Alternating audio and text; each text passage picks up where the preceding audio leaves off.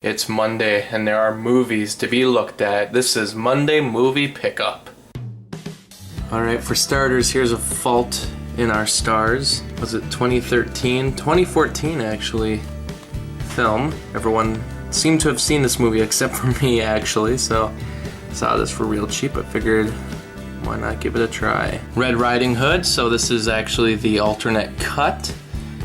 Not a big fan of this film, but this was when a couple studios were trying to do gritty reboots of old movies or old storybooks anyway. It kind of seemed like it came in the phase after Twilight and Alice in Wonderland became big successes, and they did this, and there was also, I know for a fact they did Hansel and Gretel, and I think the Snow White and the Huntsman, so just a bunch of different, it seemed like they were trying to make a universe of their own at that moment. The thing about extended and alternate cuts, it seems like usually these are just put out by the studio to make the Blu-rays more viable, I guess, to just give it an incentive for people to buy the film, to see a different version of a film they love. And usually they're not done by the directors for the most part. I usually think they're done just by the studio themselves. You know, they just add in some different scenes. Usually they're pretty pointless and I don't recommend them.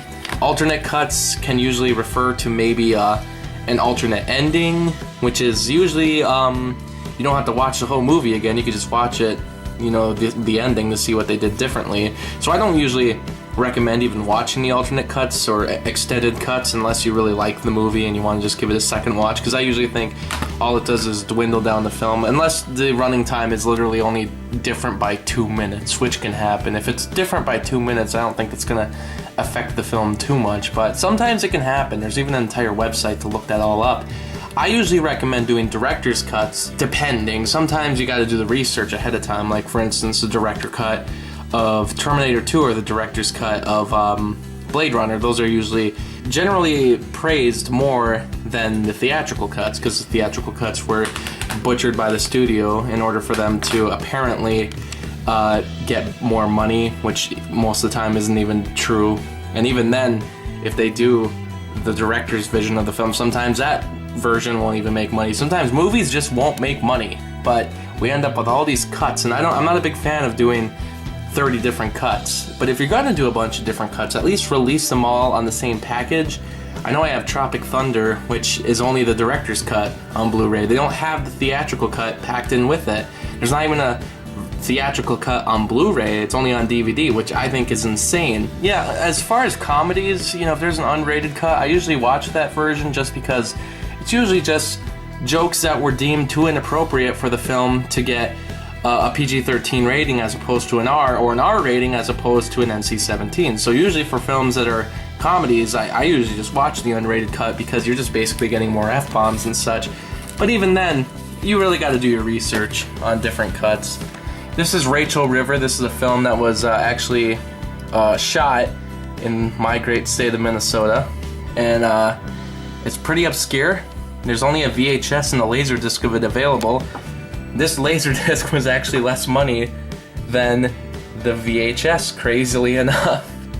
And it's funny, for this Laserdisc, you know, Laserdisc art is sometimes pretty awesome. They'll do a more expanded picture than you'll get on the VHS, but here it looks like they just took the VHS cover, or perhaps the poster for the movie, and they just slapped it onto a plain white Laserdisc.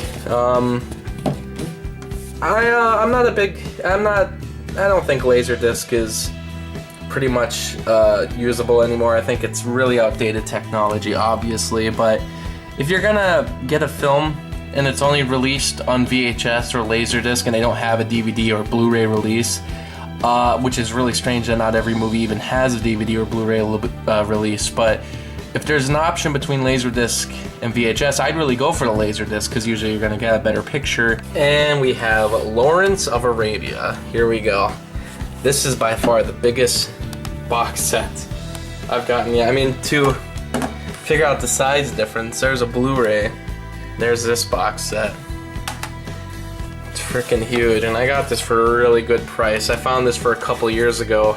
I found it, and over time I've gotten a lot of box sets I didn't get originally, and by now I've gotten a lot of the Warner Brothers box sets that they released for Blu-ray. And a couple other companies have done box sets. It's big, Warner Brothers is big into them, but a lot of them I haven't bought. I haven't gotten the Iron Giant one or the JFK one because the fact of the matter is they're way too expensive. And with those two sets in particular, all the extra discs you can get in different ways. You can buy separate DVDs or such. Iron Giant doesn't even have an extra Blu-ray disc with their big box collection. You can just get it on the typical one-disc Blu-ray. But here, Lawrence of Arabia, the thing about this film is, like a lot of the box sets, it actually has unique special features.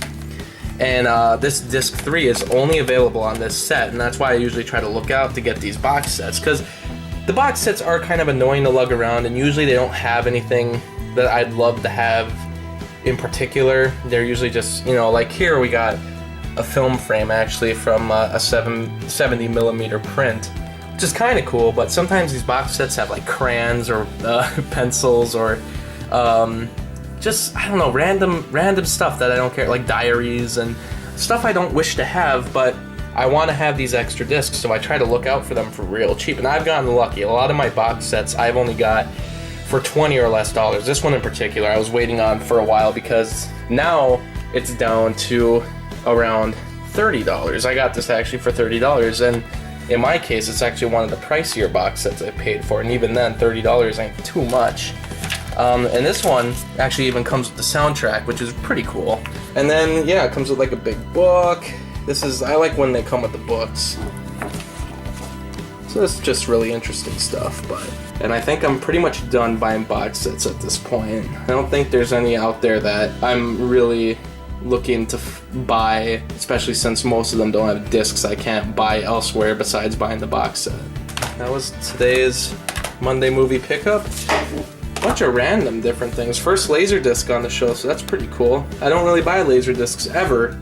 I don't really wish to have any more Laserdiscs, they're too big, but you know, if the film isn't released on DVD or Blu-ray, I mean, might as well get the Laserdisc because you're going to get better picture quality.